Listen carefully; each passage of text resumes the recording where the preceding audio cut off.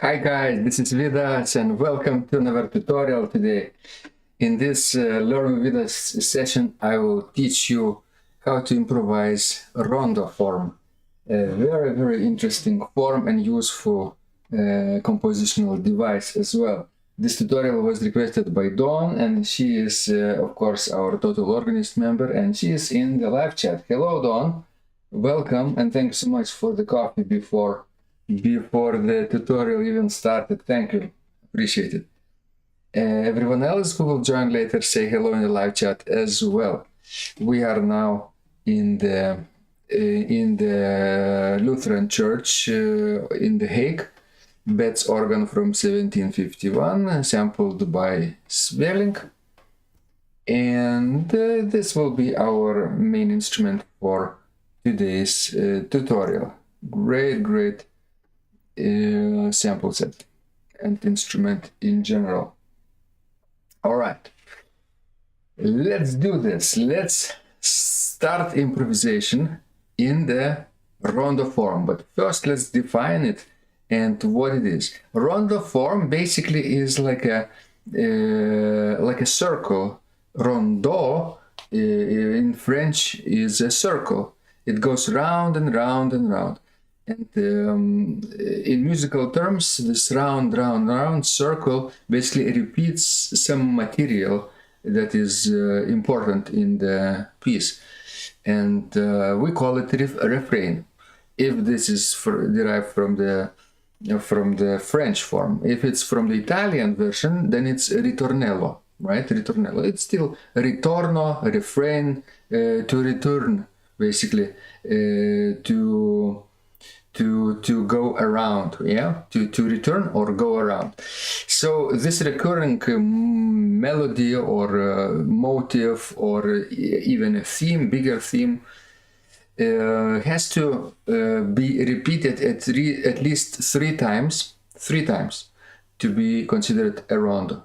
And there are various forms of rondo and various versions of rondo developed over the centuries.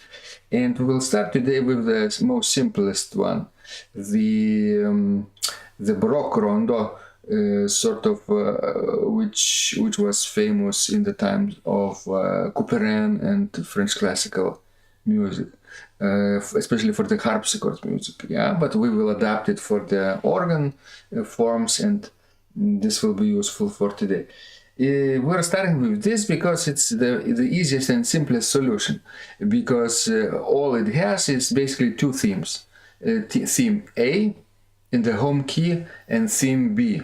It could be in the home key, but could be in the dominant key as well. So maybe for contrast, it's not a big contrast, but a little bit like a couplet. French we would call it a couplet, right? Rondo, refrain, the main theme, and couplet would be the episodes. All right, who is joining today in the live chat besides Dawn? Sean, hello. Welcome, and hopefully Sean will find this very useful as well. And you see, since we're starting with this, the most important aspect, if you are already familiar with musical themes, is basically you have to create a musical idea in 8 or 16 measures and then play something else, right? In the tonic or dominant key. For contrast, let's do the dominant, right? And then you have to come back to the refrain again. So before that was couplet, and then refrain. And after the refrain again, you would play couplet again. But couplet would be a little different, even though it's in the same dominant key.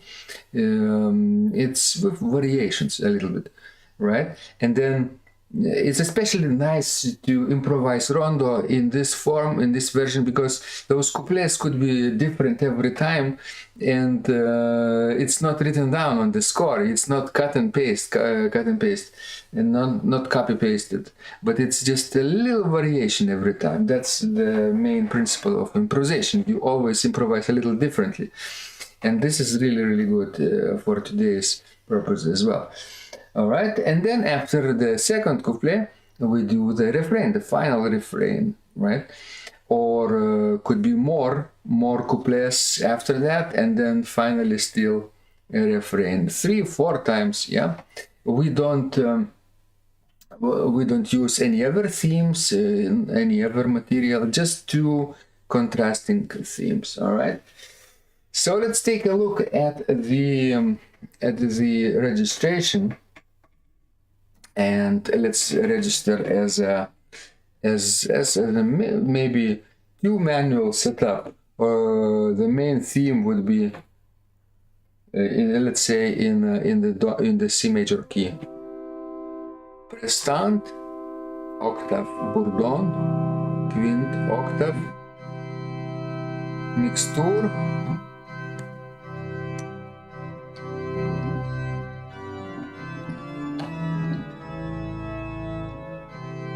all right.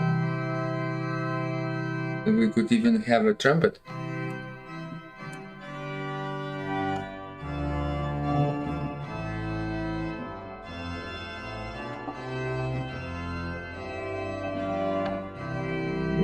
This is C major, good. And then for the couplet, we could have a little lighter registration.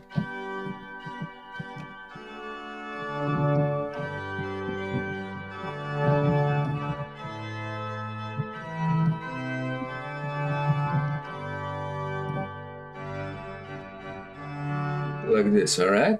Two manual setup would be fine, and of course we would need some pedals, prestant 4 octave boson, and maybe a coupler.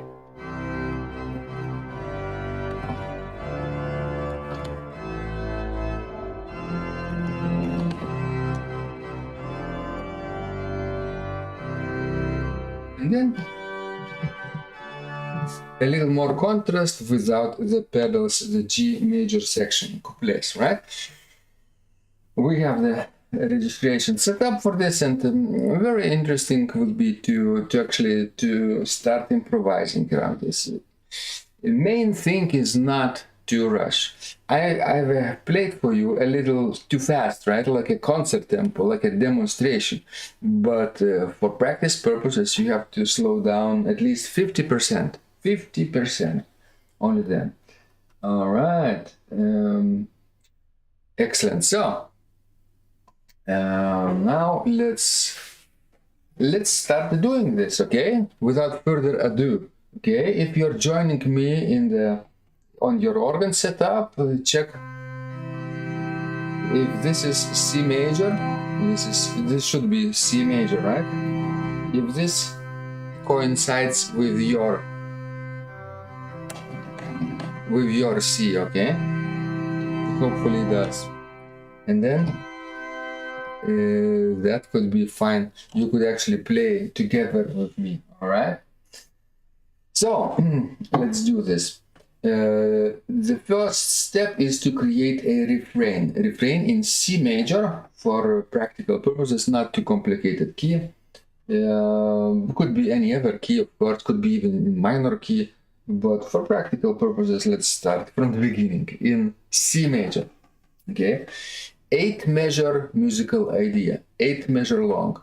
If this is like a chordal texture, I think march-like character would be 4/4 meter, so it would be very, very simple to do, okay? So let me count for you. 1, 2, 3, 4, and let's do this together with me. Musical idea, how to create this musical idea, right? You create a question starting from the tonic but ending on the dominant. That's a question. And then answer would be starting from the tonic but ending again in the tonic. So after 8 measures. After 4 measures you end on the dominant, but after 8 measures you end on the tonic. Okay, like this. A similar musical idea I will show you from this angle. Okay.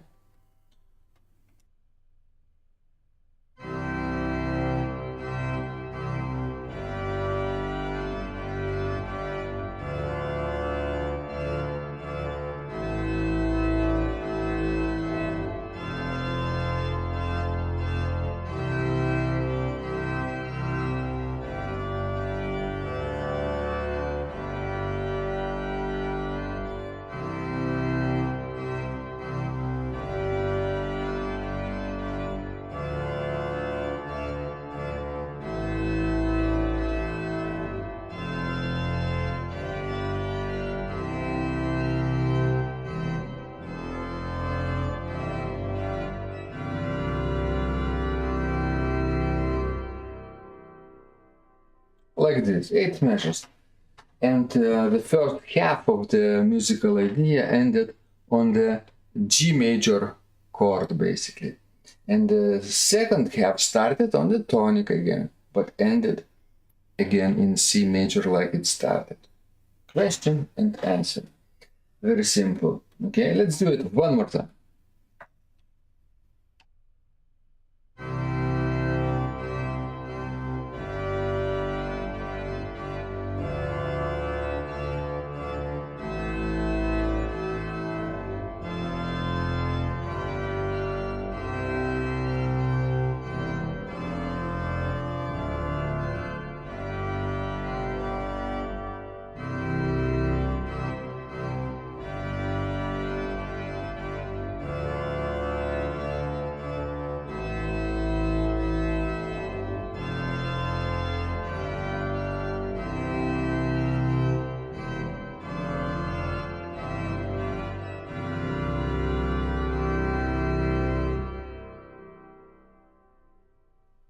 Like this.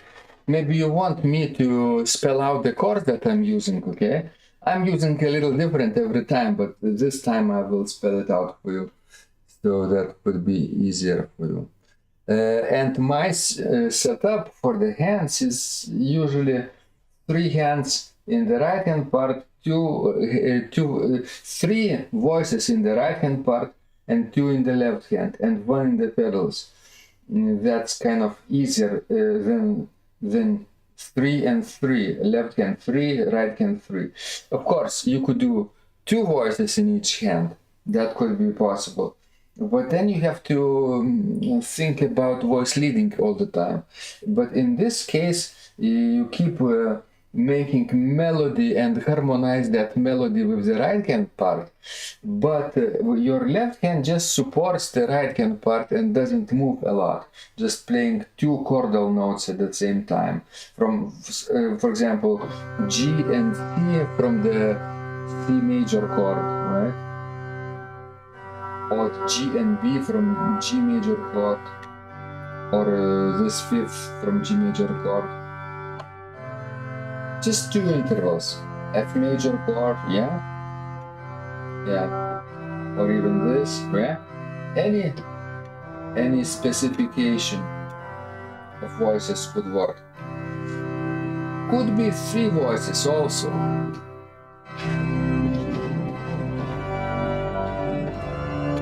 But it's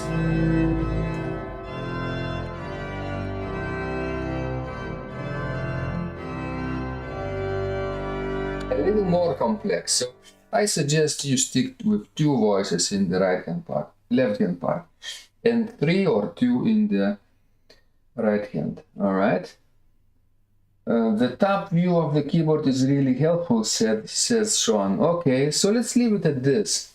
Let's leave it like this, and could be very simple as well. You know what would be? Oh yeah, I think I will leave it like this. I could put my face on top of the third keyboard so that you would see me talking. But maybe that defeats the purpose because you need to look at my fingers as well. So maybe not now. Okay. One more time, and I will maybe let's reduce the registration somewhat so that I could actually talk and demonstrate for you. Okay. Principal 8 and 4 on the Hauptwerk and principal 8 on the Refrain. That would be enough. And then 16 and 8 in the pedals. Yeah. Then we could talk. And later I will improvise. At the end of the session, I will improvise entire rondo for you. Don't worry. But now let's do the theme again, and I will spell out all the chords for you. So, C major chord, G major, D minor, A minor, F major,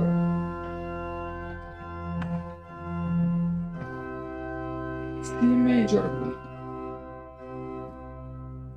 and then is this with the pedals in F. This is D minor 6 chord, and this is, I will maybe show you the pedals as well. Dominant 6/5 chord of G major. This is G major. So it starts again. C major, G major, D minor, A minor, F major, C major,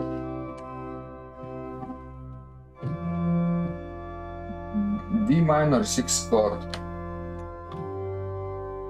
dominant 7th, G major, and tonic, like this. That's the idea of the theme, okay? If you have any questions, feel free to ask. All right, so then, of course, what we do next is very interesting. We do the couplet in G major. Couplet in G major, you could do even similar chords as in C major, but it has to be more contrasting, not too much, but a little bit more. So instead of playing tonic and dominant, right? So you could play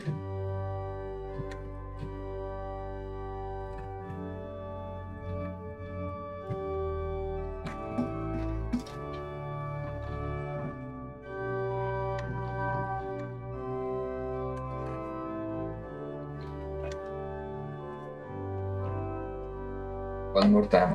I'll play without the pedals for contrast for you on the main manual.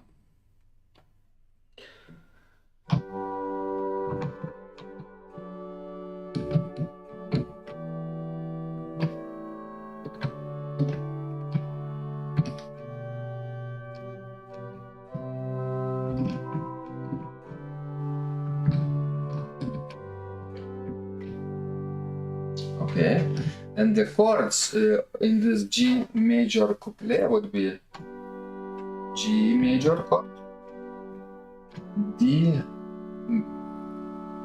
major 6 chord. This is spelled in G major terms as the E minor 7th chord, and this is A major 7th chord, and ending on the dominant of the G major, E major. One more time. G major, D major 6th chord, E minor 7th chord, A major 7th chord, and D major. That's 4/2 chord of D major, 7th chord. Second half of the theme G major 6 chord, C major, D major, maybe with suspension, without F sharp. F sharp, it's a third of the D major chord. So without 3, you play 4th G, D, G, and A in the right hand chord. And tonic G major chord. One more time. Tonic, dominant 6 chord, D6, right? 5, 6, or yeah. This is 6 scale degree 7th chord, E minor 7th chord,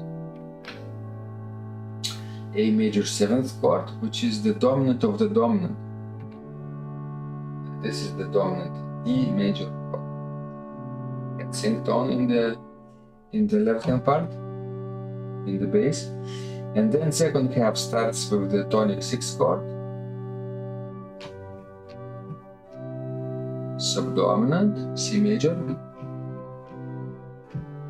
dominant 4/3 suspension, and tonic in G major, like this. So let me play it without talking.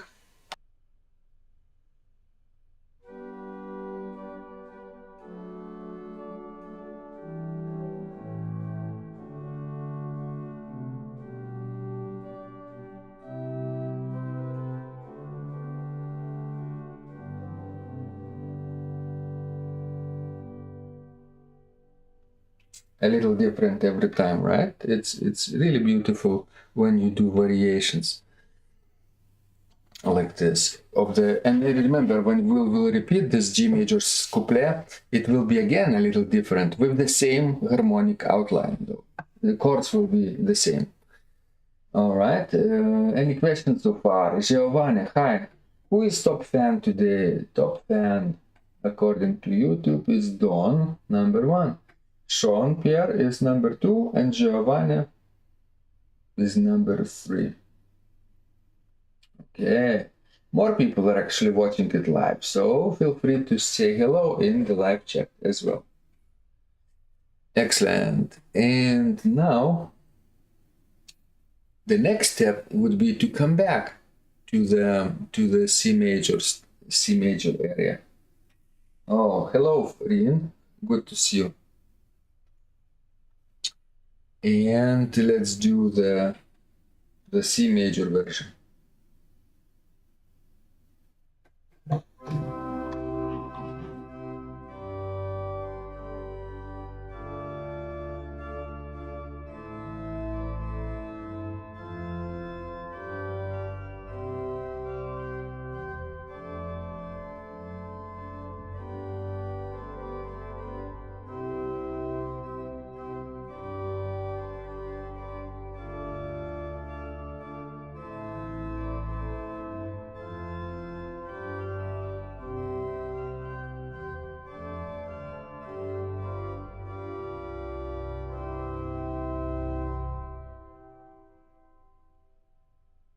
And then we have another couplet in G major.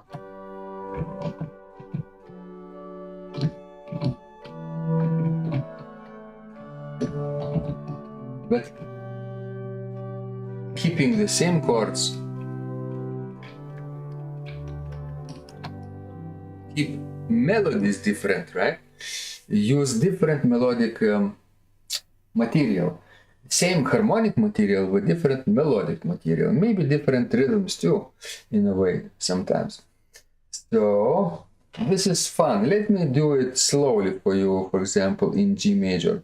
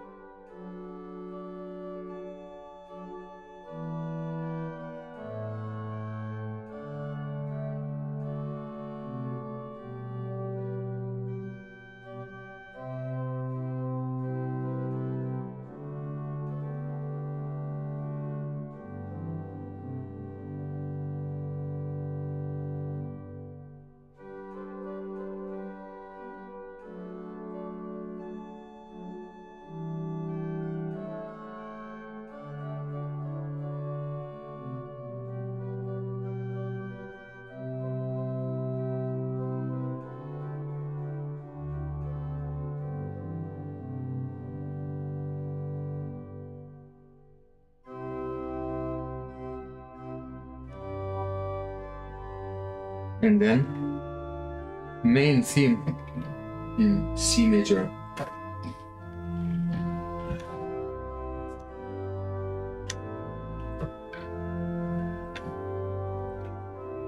And so on, right?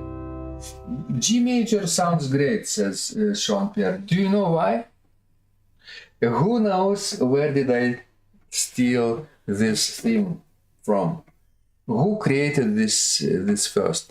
I don't know if this was the first instance, but obviously this was very famous harmonic sequence in Baroque period. But my mind now tries to replicate the harmonies from very specific composition, from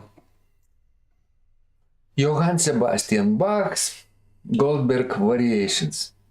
The first half of it starts like this. It's of course in G major, actually in G major, but it's in 3/4 meter, so it's not very much recognizable if you just think like this. It has to be in 3/4 meter to be just like this saraband like theme of Goldberg Variations aria, right? 1, 2.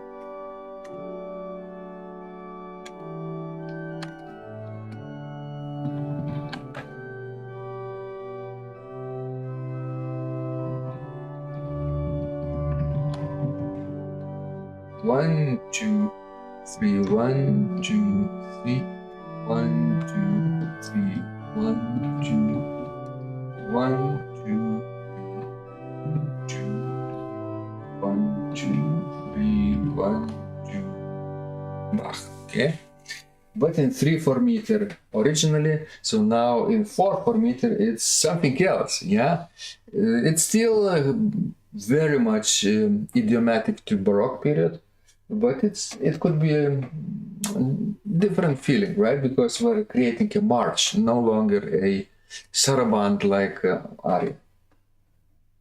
All right. So are you ready to put it all together? That would be fun.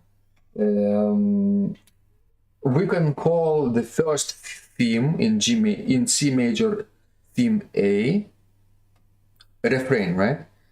And then we could call the couplet in G major theme B, right?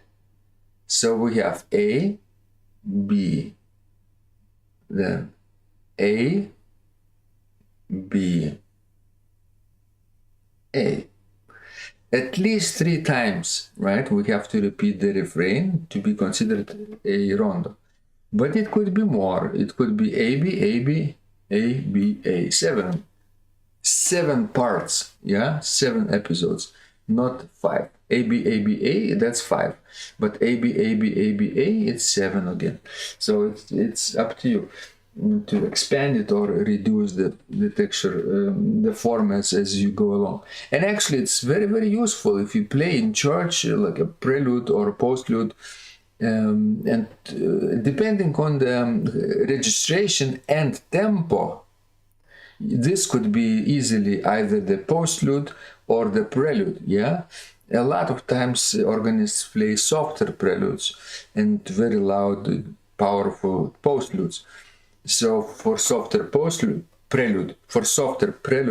maybe you could play in a andante tempo, maybe like this. 1, 2, 3, 4. 1, 2, 3, 4. 2, 3, 4. 1, 2, 3, 4. 1, 2, 3, 4. 1, 2, 3. 1, 2, 3. 1, 2, 3. 1, 2, 3. That's the first half of the refrain, and so forth. Basically, andante it's slower than maestoso, right? So, what is Rin saying? I'm not really into improvising. My brain is wrongly wired for it. What?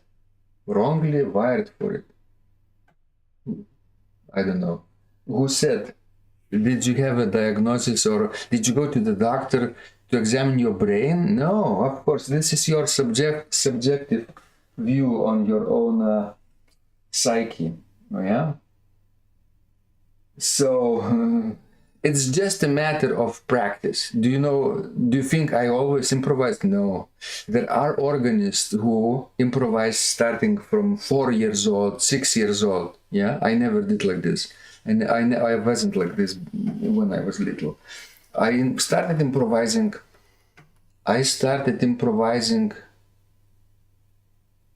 If I remember correctly, only in the Academy of Music. After I graduated from the art gymnasium, that was maybe I was 18 or 19 years old by that time. So for my entire 12 years of musical training, before that, I didn't improvise. It wasn't encouraged at all in our curriculum, right? So you just have to train your brain. Yeah, like Don says, train your brain. And you don't have to be born with this ability, yeah? Organists like Cici de Vries, right? Improviser par excellence, right? I know for a fact that he started doing this very, very early and improvising melodies, yeah, on psalm tunes that he loves to do. And that, of course, grows and develops your curiosity and imagination if you do this from the early age, especially when nobody is criticizing you too much. Then you are free to wander into various interesting fields. But if your teacher only said, no, play like this, play like it's written in the score and nothing else, then of course you're put in the box, right? But you sometimes you have to go outside the box and put your performance mode away and start creation mode. Like Korean, why did he start composition, right? Composition is the same as improvisation.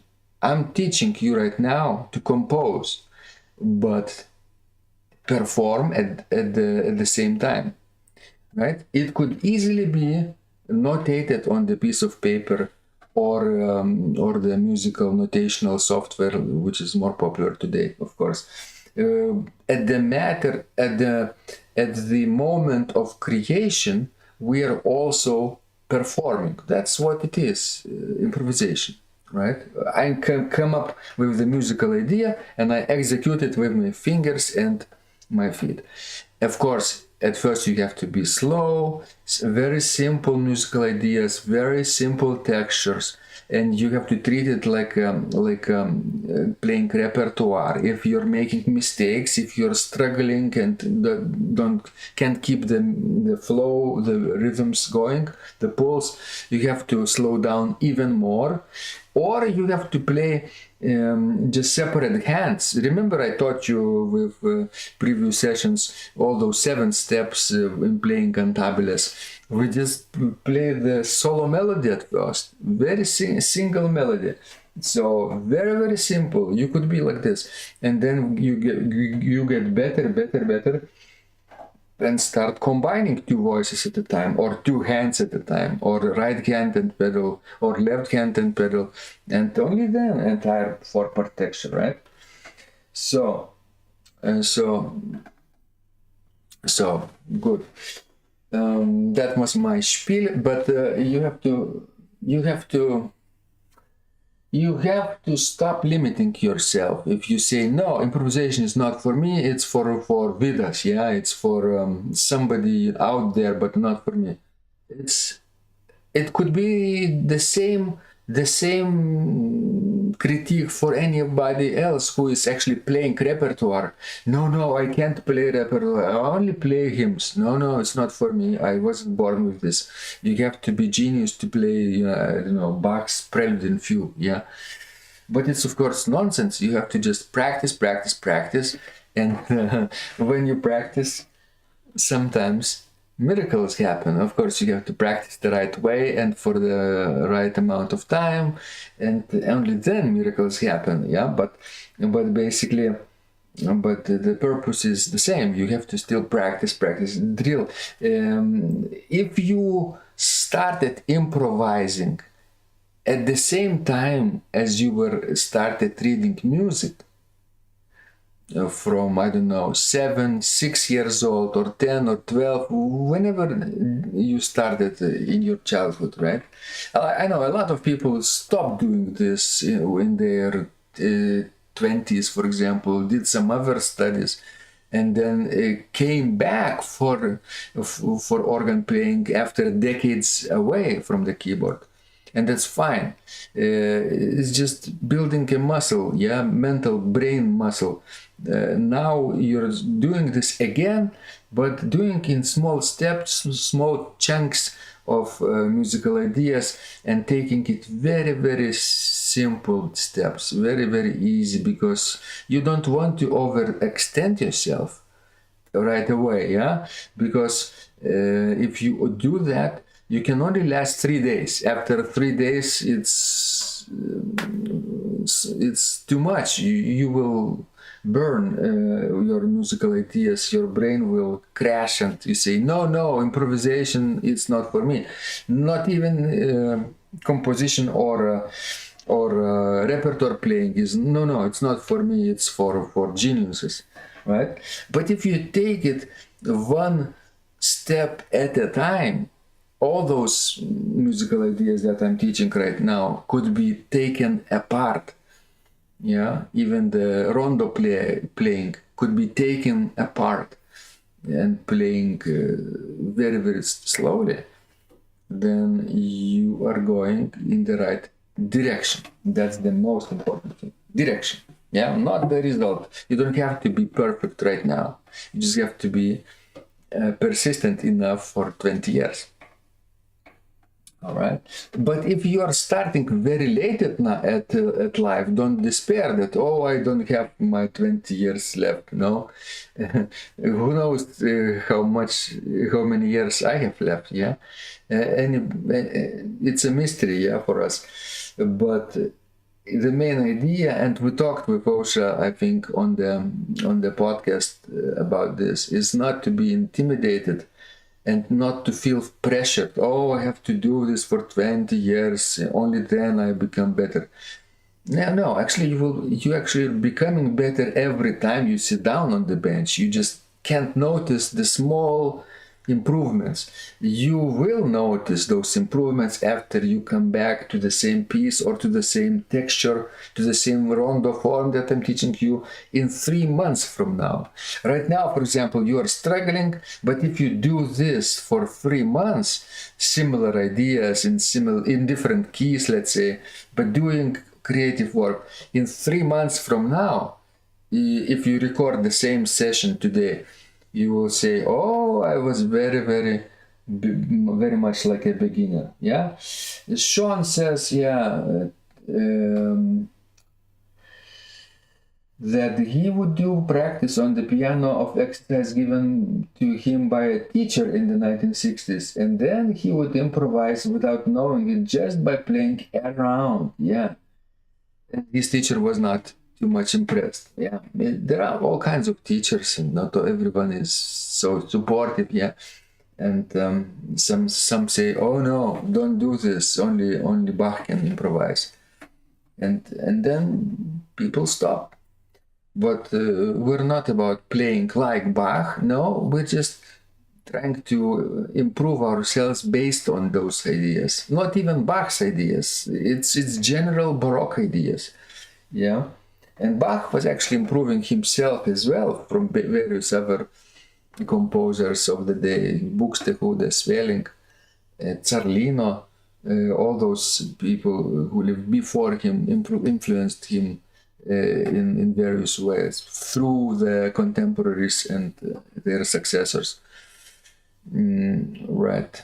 So it's very interesting. And Vivaldi, of course, from Italian we will talk about different rondo ideas later, but this is very, very helpful to know that you don't have to be perfect right now. Just have fun, yeah, just like Sean said. And have fun while creating something out of nothing, yeah? Okay, so now let's go back and let's actually I have talked too much. Let me sip a little bit of water. I have ordered Secrets of Organ Playing cup, teacup, or mug, and sometime in the next few weeks it will arrive. I will show you. It's very specialized with our logo and very interesting mug, and we will have a special mug to drink during Secrets of Organ Playing sessions today. All right. Okay. So, would you like me to start doing it again? But with little variation between the different couplets, and with little variation between the theme, between the refrain as well. A, B, A prime. We say prime because like it's not exact repetition of the theme, but it's a little different. Same harmonic material, but different melodic line based on those chords. A prime, B prime, yeah, could be the second couplet, could be B prime, a little different from the beginning B. And then A again, right? The 5-part rondo, for example. All right. Excellent. So let's do this. Let's do it again. Maybe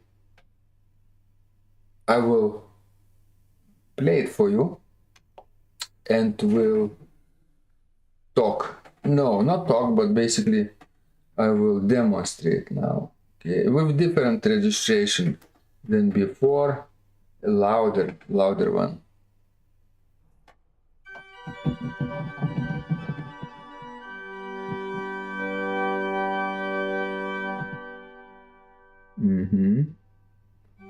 What was the...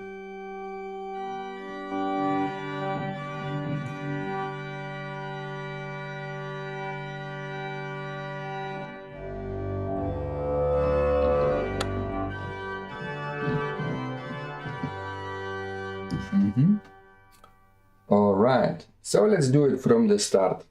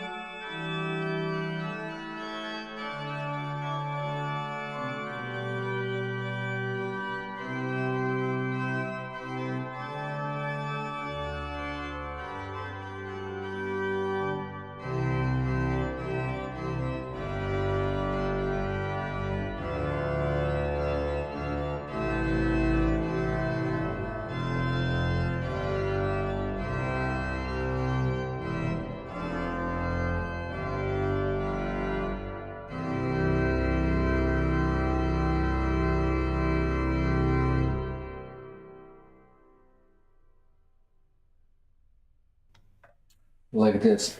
Did you notice that actually this form is more or less similar to the trumpet tunes back in the Baroque times? Composers would create trumpet tunes not for the organ. It wasn't an organ genre, but for symphonies and for orchestral preludes, let's say Charpentier from Te Deum, prelude from Te Deum, yeah? How does it start? Do we have enough power? Like this, for example.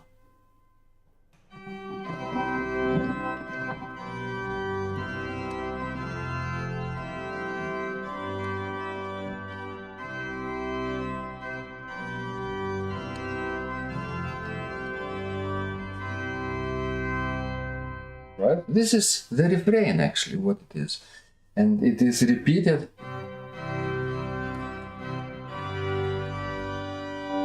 Why no?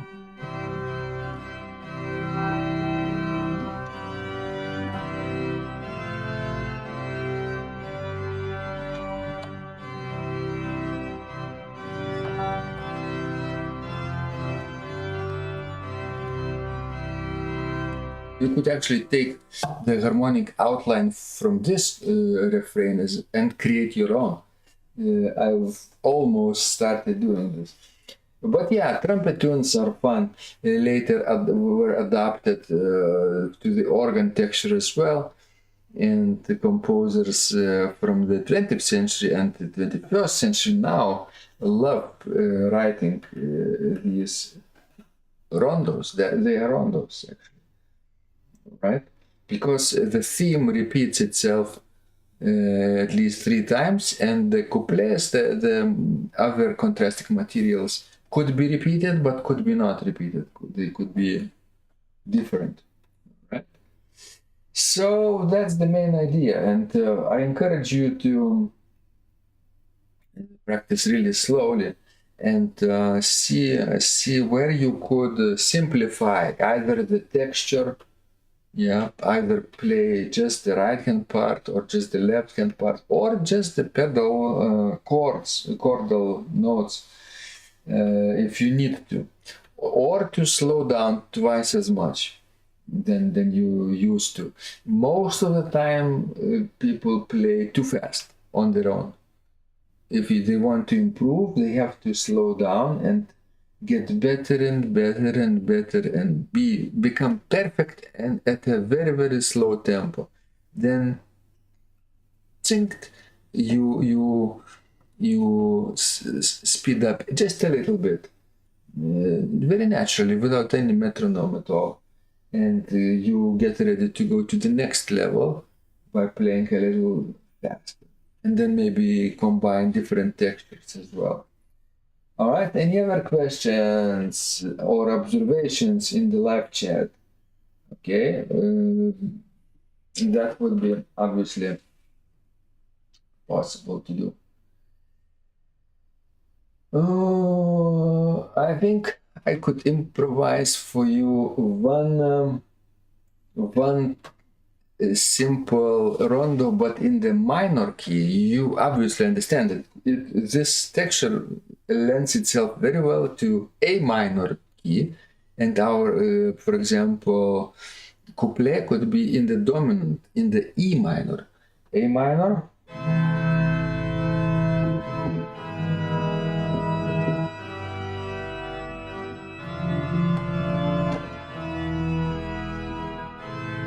And then when you have a final cadence in A minor, then you have couplet in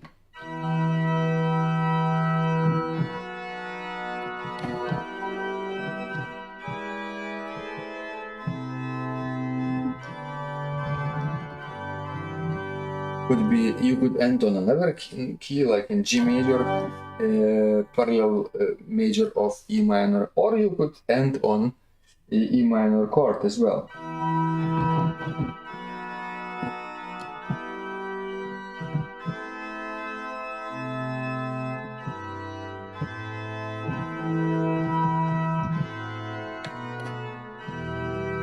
like this in E minor. And then of course you have to come back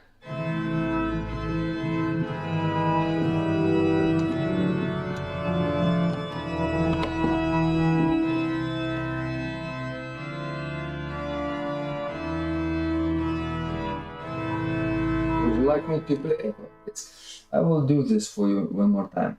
Sean, thank you so much for your support. Your virtual ticket is appreciated, and I think it catapults you to the first position in the top 10 listing. Okay, ranking. Sean is number 1, Don is number 2, and Tarine is number 3, and Giovanni is number 4. So thank you so much for your support. Everyone is really very, very nice tonight. And let me do this before we end. A rondo, but in A minor key. A, B, A, B, A. Maybe that would be enough. Five episodes. Tonic dominant, tonic dominant, tonic dominant, or A minor, E minor, A minor, E minor, A minor. All right, let's do this.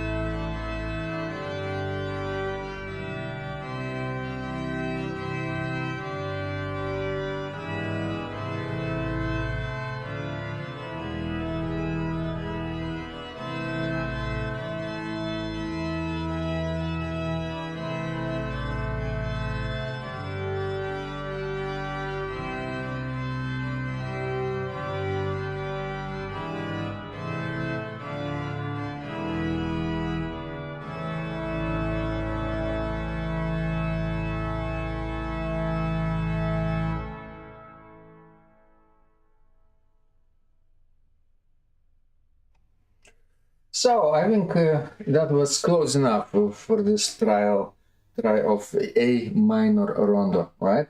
Did you notice I started using the theme very closely related to the folia genre in A minor.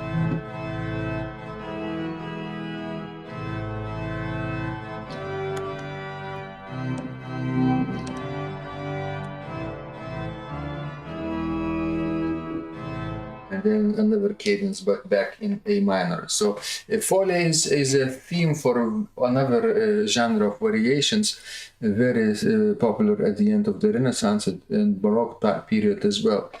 And even into the Romantic periods, composers like Paganini, for example, used this theme for their variations. Composers like Corelli used folia all the time, and that's a good sequence of chords to internalize if you want to create a bag of tricks, a bag of harmonic progressions to recall at the moment's notice and create variations and couplets and refrains out of this. So this is another theme to start working on it. Maybe folia could be a separate topic for me to teach you if you want in the future. But if you enjoyed this rondo idea, so of course keep practicing like this: A B A B A, or A B A B A B A, and keep alternating those two themes and keep varying them a little bit each time. Maybe different texture, maybe different registration could be also. Did you notice that I used 3/4 meter for this, or maybe ternary meter we could say, because triple meter could be 3/4 or 3/2 meter as well. This could be as well suitable instead of 3/4, 3/2 meter. So this worked like a slow saraband genre, what I did right now. And it could be also like a processional, long and solemn processional out of those two alternating themes. Okay, guys, thank you so much for your support, for your generosity, for your copies, for your virtual tickets, for your donations. Everything is greatly appreciated. And of course, you make Osha and me very, very happy because we're now going on vacation. Tomorrow, Monday morning, we're going west to the Baltic Sea, a little town resort called Palanga, and we will spend 7 nights there and come back on Monday. So I will miss on the bench with Vidas on Friday edition and another tutorial on Sunday. We will not have regular tutorials this week, but when we will come back, I will do on the bench with Vidas edition. I think I will announce. Let's not speculate exactly, because when we come back, we'll have another concert coming up too, so I have to double check the calendar. But of course, I'll try to be for you on the bench with Vidas after we come back. And of course, stay tuned tomorrow for the very, very beautiful reed organ concert that we have recorded just yesterday, in the little town of Leipalingis. We played at the Church of Assumption of the Virgin Mary there, but not with the organ, but with 2 reed organs that we put in the trunk of our car, Leonardo and Henrietta. So it's all now uploaded to YouTube and scheduled to go live tomorrow morning. So would be very, very beautiful recital, hopefully, because Osha and I are very, very happy with how it came out. All right, and but a little remark about this: it's all in Lithuanian. The tradition is that we talk in Lithuanian, and since I had my good DJI mic on me all the time, one of the cameras picked up the beautiful sound as well when I talked. So for our Lithuanian audiences, I'm leaving as it is, without cutting my talks in between of the pieces for tomorrow. And you could either skip, or maybe even maybe YouTube supplies subtitles now. I don't know, maybe it does. Maybe you could listen to my voice only. Yeah, I'm announcing the pieces and talking and introducing the reed organs as well, basically communicating those ideas with the audience. So stay tuned for that tomorrow. And remember, when you practice, miracles happen.